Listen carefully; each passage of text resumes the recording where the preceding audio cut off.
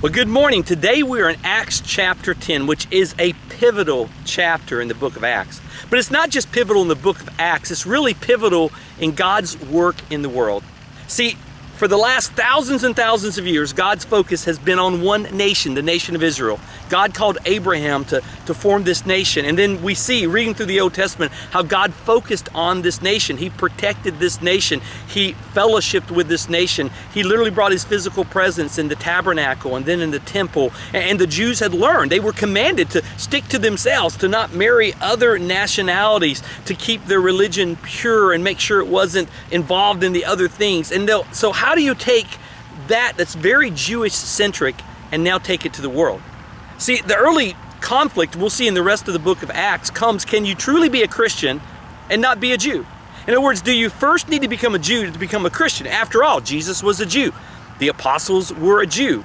Christianity was formed at a Jewish celebration of Pentecost. And we're going to see that challenge, and God breaks it down here uniquely by using Peter and actually first giving Peter a vision that allowed Peter to have some questions about what he was commanded to do. And then when Gentiles show up and ask him to go, because of the vision he had, he goes and he sees God's manifestation on the Gentiles. And as you will read, Peter will go back and he will advocate, Paul will advocate to understanding that you don't have to become a Jew to become a Christian. In other words, the message is not any longer just centered on the nation of Israel, but now it's a fulfillment of what was said early by Christ, that they would be his witnesses in Jerusalem, Judea, Samaria, and to the uttermost parts of the world.